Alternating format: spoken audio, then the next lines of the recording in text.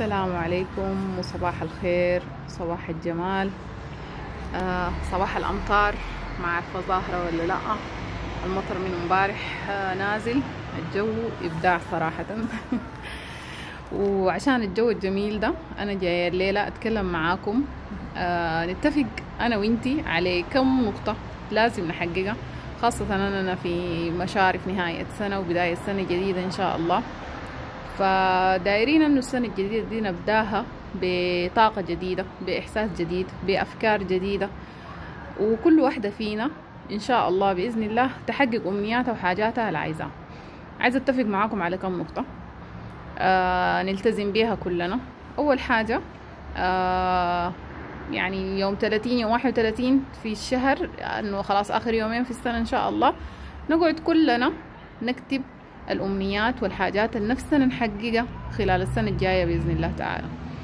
يعني أي حاجة، أي فكرة في راسك، أي أمنية نفسك أنت تعمليها، اكتبيها في ورقة أو في دفتر وخطيها وشوفي إنجازك خلال السنة. أنا غايته عن نفسي، يعني تجربة شخصية، والكلام ده يمكن من أكثر من 10 سنين ما حصل سنة يعني كتبت فيها حاجة إلا السنة اللي بعدها. لما أجي أراجع يعني عشان أكتب للسنة الجديدة، ما أقل من 50 أو 60% من الحاجات بلقى نفسي حققتها.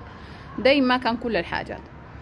فأكتبي حاجاتك اللي عايزة تحققيها كلها بإذن الله تعالى، وخلينا نبدأ سنة جديدة بشعور جديد، بتفاؤل، بأمل، بشعلة تكون جواكي تحافظي عليها بإصرار وبعزيمة وبقوة، بأنك أنت قادرة تعملي أي حاجة وقادرة تحققي أي شيء بإذن الله تعالى.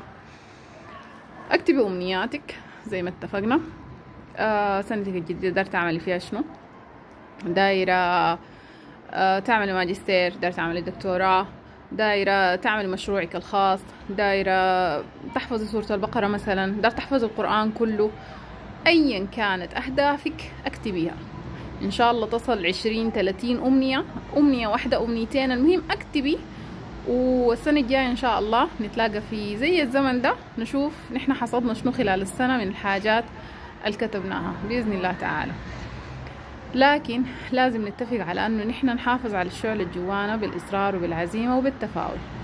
كل ما كنت قوية وكل ما كنت يعني عندك المقدرة على أنك أنت ترتبي أفكارك، كل ما بإذن الله تعالى قدرتي أنك تحققي حاجاتك اللي عايزة تحققيها. نتفق على النقاط دي، وإن شاء الله السنة الجاية زي الوقت ده نتلاقى ونشوف نحن عملنا شنو. وفي أمان الله، وفتكم بعافية.